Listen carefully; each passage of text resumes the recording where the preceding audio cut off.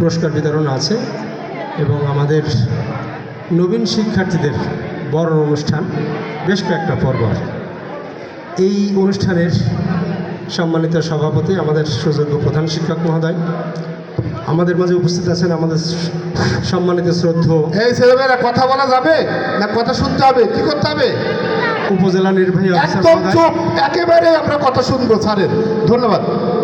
উপজেলা নির্বাহী অফিসার মহোদয় জনাব রিফাতেরা, আমাদের সম্মানিত শ্রদ্ধেয় শিক্ষক মণ্ডলী, ম্যানেজিং কমিটির অন্যান্য সদস্য, সম্মানিত অভিভাবক হয়তো আছেন অনেকে, আর যাদের জন্য আয়োজন আমাদের সেই সোনামণি, তোমাদের সকলকে জানাই ও সুধী মণ্ডলী সকলকে জানাই আন্তরিক অভিনন্দন, শুভেচ্ছা, সালাম, আসসালামু আলাইকুম ওয়া রাহমাতুল্লাহ।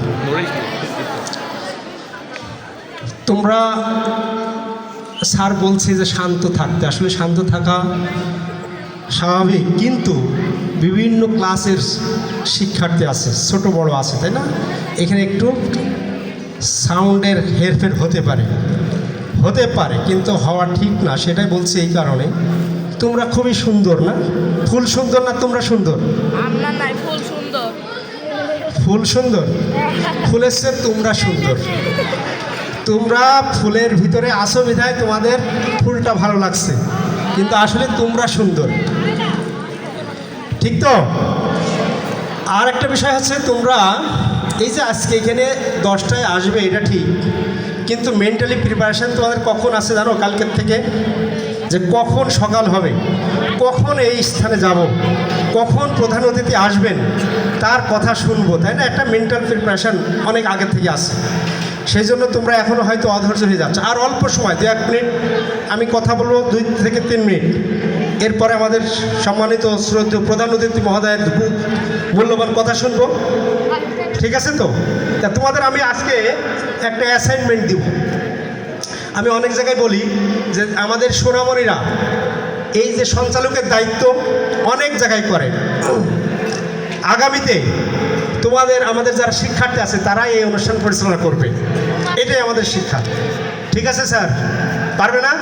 অবশ্যই পারবে, এরা খুব ভালো পারফর্ম করে, সব দিক থেকে যেহেতু করে এটাও করতে পারবে। তোমাদের একটা অ্যাসাইনমেন্ট দিব এটাই, যারা 6ষ্ঠ শ্রেণীর শিক্ষার্থী এসছো, এই যে কালকের থেকে প্রিপারেশন হচ্ছে, আজকে সারাদিন ব্যাপী কি হলো এই প্রোগ্রামের, এই স্কুলে কালকের থেকে এই আজকে বিকাল পর্যন্ত, এটা তোমাদের একটা কাগজে লিখতে হবে। পারবে? হ্যাঁ পারবে, অবশ্যই পারবে। যে কি শিখবেন, কীভাবে, কোন ধারাবাহিকতায় কিভাবে হলো, কে বললো, কি বললো, এই জন্য অ্যাটেনশান যদি রাখো তাহলে কিন্তু সম্ভব। আর যদি কানে শুনে ওইখান থেকে বের করে দাও তাহলে কিন্তু সম্ভব না।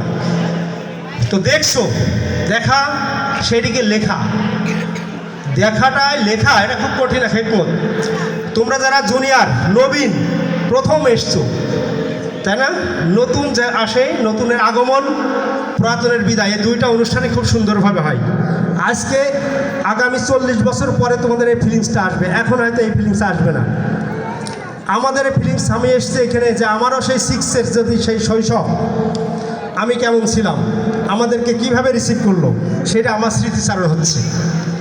তা আজকে থেকে যদি 40 বছর পরে হয় তোমাদের, তাই তোমাদের এখন 26 সাল, আগামী 66 সালে আমরা কেউ নাই।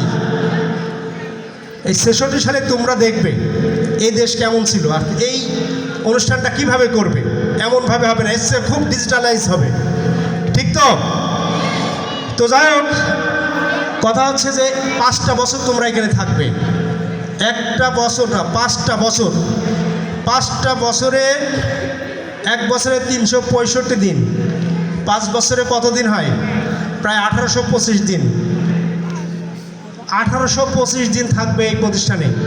1825 দিনকে যদি 24 ঘন্টায় ভাগ করা হয়, গুণ দিয়ে ভাগ করলে কত ঘন্টা হয়? একে যদি আরও 60 দিয়ে গুণ দিই তাহলে মিনিট হয়, এর চেয়ে যদি আরও 60 দিয়ে গুণ দিলি তাহলে সেকেন্ড হয়, ঠিক আছে? সময় পার হয়ে যাবে। কত সেকেন্ড থাকবে এই 5 বছরে? 15 কোটি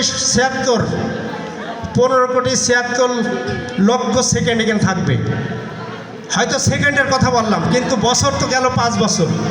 তাহলে এই 15,76,00,000 সেকেন্ডে, প্রতি সেকেন্ডে যদি একটা ভালো কথাও বলো, তাহলে কিন্তু তোমাদের ভালো কাজ হবে, তাই তো? একটা সুবহানাল্লাহ যদি বলো, ইসলামের ভাষায় যদি বলি, ধর্মীয় দিক থেকে, তাও 15,76,00,000 হবে। এখন একটা জিনিস মাথায় রাখতে হবে, শিক্ষক, অভিভাবক এবং শিক্ষার্থী, এই তিনটের সমন্বয়ে কিন্তু পরিবর্তন, লেখাপড়ার আচরণের পরিবর্তনের নামই হচ্ছে শিক্ষা। আমাদের শিক্ষক শিক্ষার্থীরা স্কুলে আসে, আবার অনেক সময় বাবা মার কথা শুনতে চায় না। এখন এমন হয়ে গেছে যে স্কুলে আসার সময় তাও কাপড় চোপড়গুলো তাও বাবা মার কাছে রেখে আসে, বলে যে এগুলো পরিষ্কার করে দিও। এখন সেলফ সার্ভিস হতে হবে আমাদের। আগামী যে সামনে দিন আসছে, আমাদের কেউ কারো কিন্তু দেখবে না, কেউ কাজ করে দিবে না, আমাদের নিজের কাজ নিজে করতে হবে। করবো তো ইনশাল্লাহ? এর জন্য বড়দের শ্রদ্ধা, ছোটদের স্নেহ, আর জ্ঞানীগুণী যারা আছে তাদেরকে সম্মান করা। রাসূলের একটা হাদিস, যে বড়দের শ্রদ্ধা করে না, ছোটদের স্নেহ করে না,